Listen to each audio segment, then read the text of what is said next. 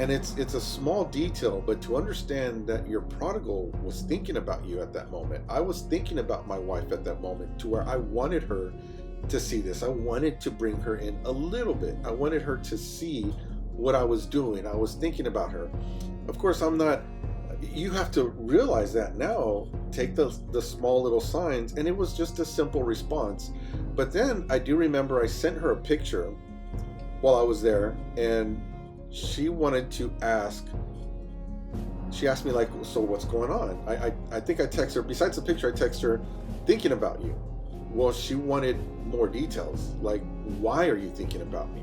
And it's like, okay, she sees some hope. She's wanted to start pulling some more out of me, and it was like, just stop. I told her, just stop. So it's very and we see this quite often. It's, I'm going to give you this little bit, you want more, and it's like silence. Thank you for joining me on Before the Vows. My name is Robert.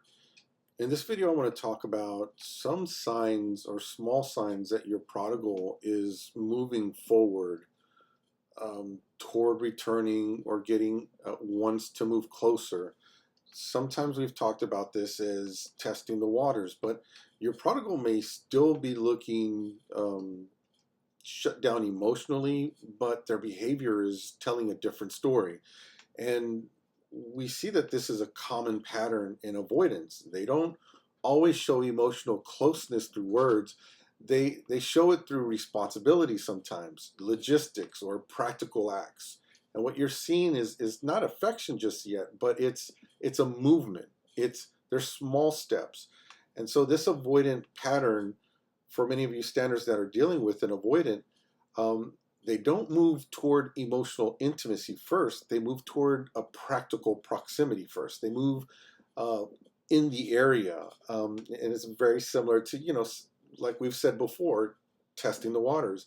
And it usually looks like, again, this is for an avoidant, is when the avoidant feels guilty or convicted, they don't start with emotional repair. They start with acts of responsibility. And when an avoidant begins to soften, many times they test reconnection through low risk behaviors, fixing things, helping, giving updates. And when an avoidant fears vulnerability, they stay cold, even while becoming more considerate. And this is why we see the contradicting cold emotions, but warm behavior. Although confusing, it's avoidant movement. And we've seen these, and I can give examples of how this looked in Monica's stand. One thing I would do when I started coming around or wanting to, or just thinking about it, and it's very difficult to see these things as a positive when you're surrounded by so much pain and what feels like rejection, what feels like abandonment. Some wounds are being reopened or re-exposed. And I remember Monica and I were talking about this earlier, how I would send her pictures. One time I went out of town, go hang out with some friends, and I sent pictures of, it was a donut that I was eating. It was a fancier donut than what I'm usually used to. So I sent her a picture of it. Now, in that moment, you might think, like, why? What's going on?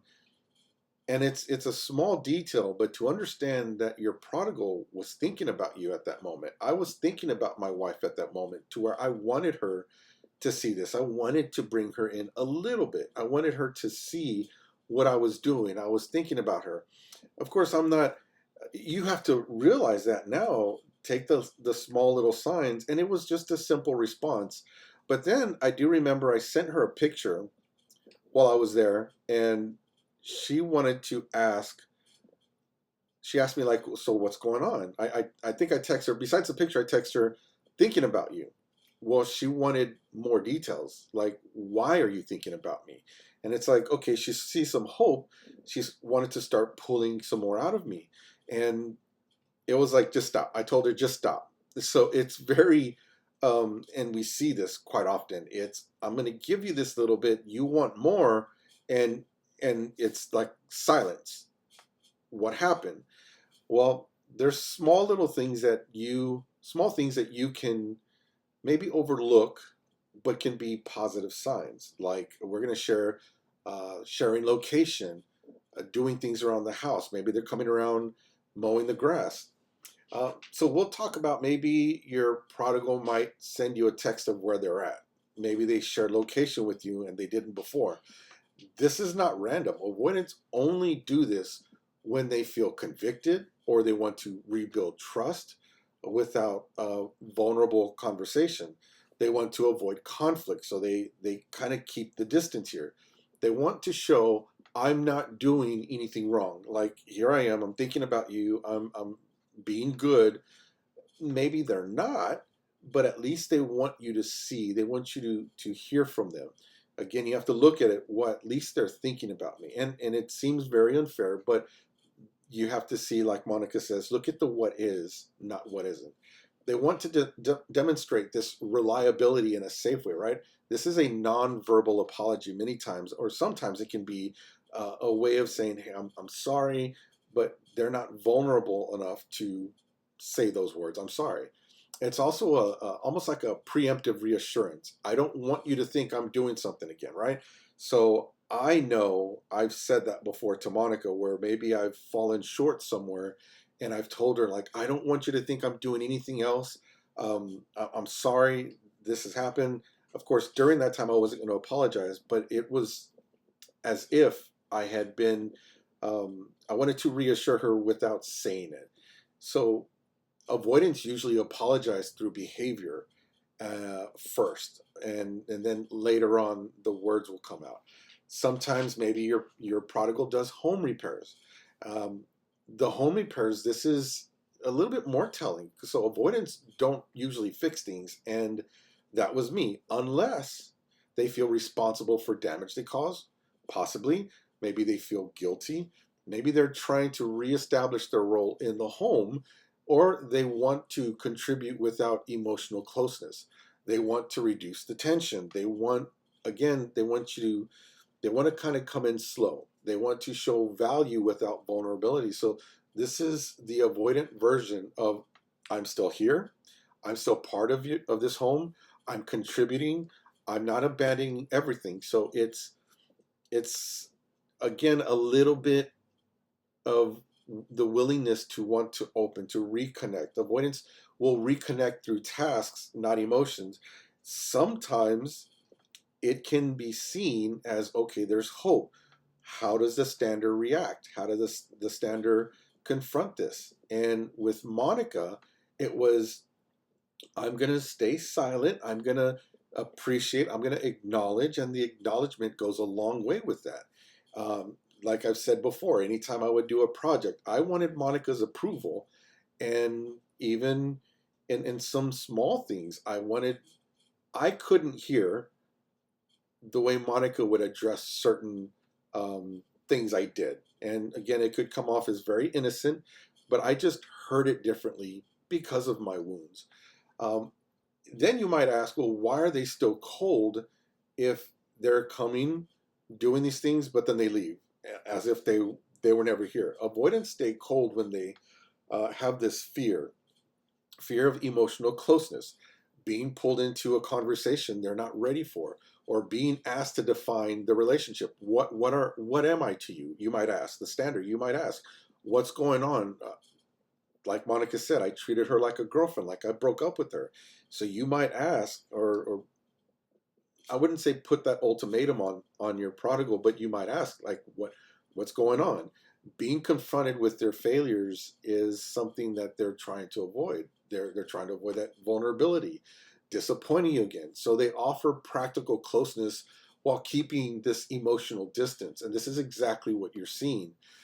You might say why he's coming home earlier, um, and this shift happens when he wants to rebuild trust without talking. Right? He wants to communicate with his actions. He wants to avoid the guilt. They want to avoid the shame of staying out all night. So maybe there's a small shift where they used to go out all night, like Monica and I have talked about in our videos before. when I started coming back, sometimes that seems like the more chaotic time because I'm saying one thing, it's looking like I want to stay and grow closer to Monica and start to apologize, but that was furthest from the truth. I was still doing what I was doing, so it was, I was coming home still feeling the shame. Then I just stayed in the garage sometimes. So it's that slow process. So avoidants don't say I'm changing; they show it through patterns. And the spiritual meaning sometimes behind this, when the Lord begins dealing with the prodigal's heart, it's the the shift. It changes in them first. It's the behavior that changes, not emotional. Signs are responsibility, not affection. The first shifts are conviction, not closeness. Now the conviction isn't like this repentance, but it's that feeling of sorrow that you've done what you did, and so you try to come back a little bit, but you don't want to get too close.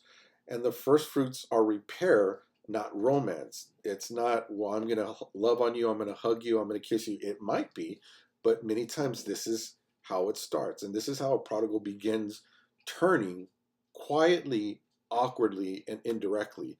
So you have to see these small instances as signs toward that. Maybe it takes a little bit longer. Um, for them, it's not creating this pressure. And Monica, for us, Monica didn't create that pressure by coming to the garage when I was starting to come around a little bit.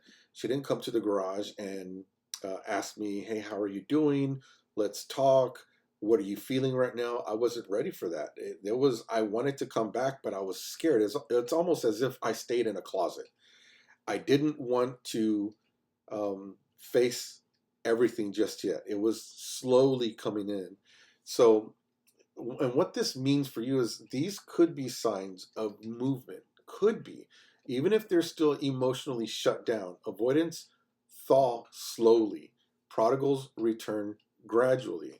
Conviction shows up in actions before they do with words.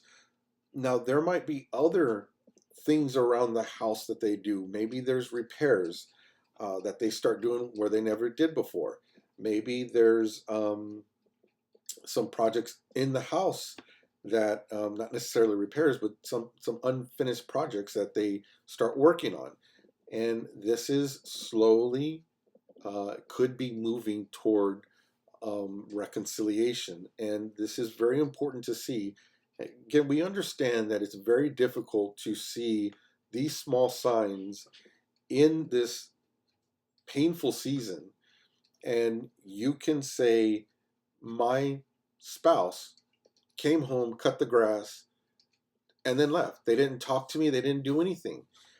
It could be that you look at it, well, the prodigal didn't have to go. Uh, did they do it out of obligation? Sometimes, but that is, some prodigals just run altogether, avoidant prodigals. So these small signs are steps in the right direction, and recognizing them as that is so important. And I think that when you see those small little details, there is hope in that. And it's allowing the prodigal to do this. And if God is leading you to speak to this, to your prodigal in that time, very important to do so. And like we've said before, many times less is more. Not trying to pull from them, and acknowledging what they've done. And if you say, I don't want to acknowledge, it's not fair, you don't have to. But just to give you some understanding of what might be happening in the prodigal at that time, I think this can help some of you to realize what your prodigal is doing and why they're doing it. So keep that in mind when you see these small movements. You might see a small movement, but then they pull back again. Again, that's just their way of protecting themselves. It's not fair. It doesn't seem right. But look at those things, as Monica has said many times. Look at what is and not what isn't. You can say, look at the glass half full, not half empty. And those small signs could be something that is pointing in the direction of reconciliation. So, again, keep that in mind.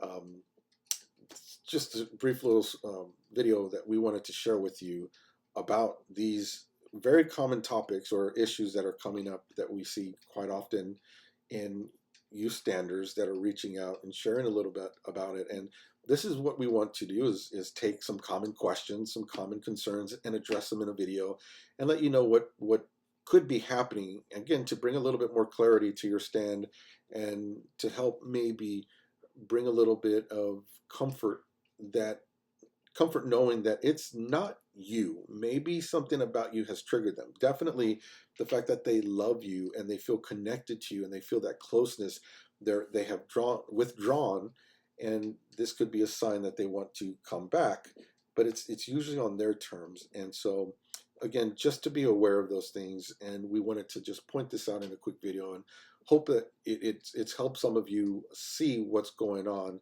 and again, bring a little bit of clarity to your situation. So, till next time, bye bye.